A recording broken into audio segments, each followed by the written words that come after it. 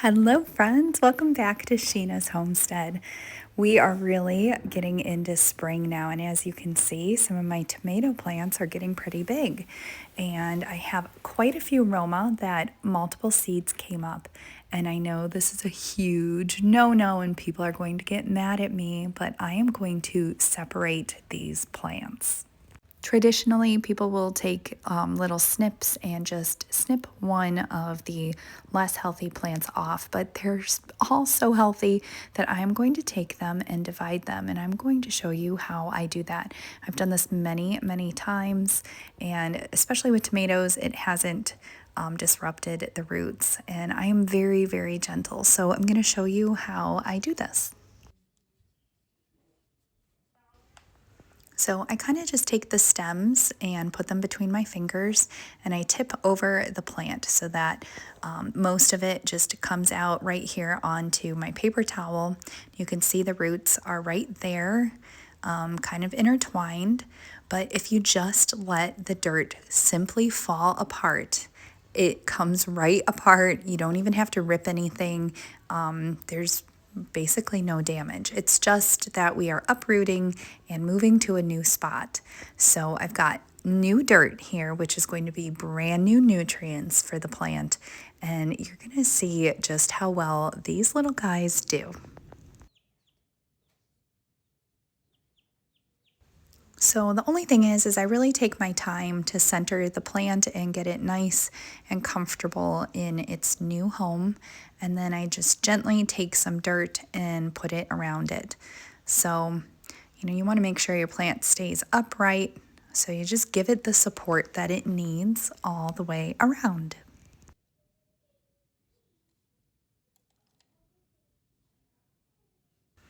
And there you have it. I would say another thing that is really beneficial about this process is that I'm planting my tomato plant even deeper than it was before. And you know how there's little hairs all around the base of the tomato stem? Well, those hairs turn into roots, and the deeper you plant it, the better root system that this thing is going to have in the long run. So I really find that this works for me for tomato plants. I know I'm going to get a lot of flack for it. It's not popular to take them apart and redo them like this, but I've been doing this quite a few years, and this is what works for me.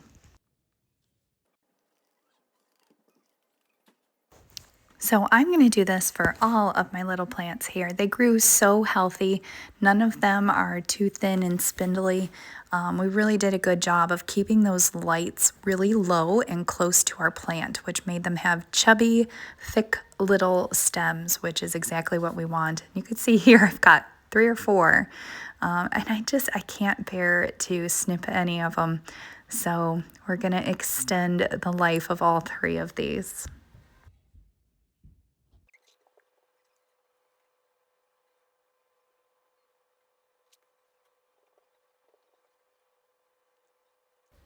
The true name of the game for all of this is just being extremely gentle. Gentle with the roots, gentle when you're planting. I don't push the dirt down in any way, shape, or form too hard. And just kind of lay it in there and let it do its thing and support it all the way around.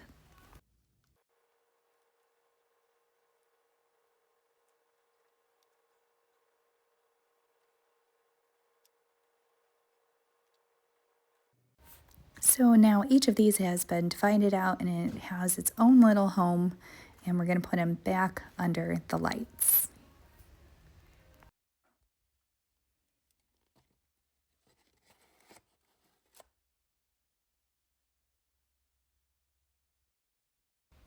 Now these are my Fiskars pruning scissors. They're super sharp and very agile, so you can get in there, and I'm going to show you what it looks like to trim these up the traditional way for the ones that aren't doing so well. So this one's a spindly plant that we don't really want to grow anyway. So I just get in there and take that little one out, and I'm keeping my thick, chubby little plant in there because he's doing great. You can see this one I'm going to get rid of. We're going to keep that nice tall one. And this is the traditional way. of thinning out your plants. And I only do this when I have some that aren't equal.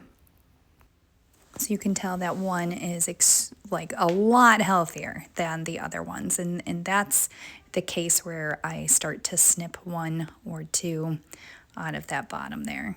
This one didn't grow so well anyway, so we're just going to try and give that guy a chance surviving on his own there. But you can see some of these other plants have such nice thick stems that is why I choose to separate them, because they will make it through and they'll do just fine, and I'll have 2 plants in the end.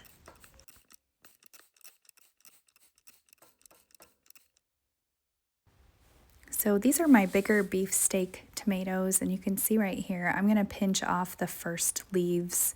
Those were the first ones that came up and out when the plant sprouted.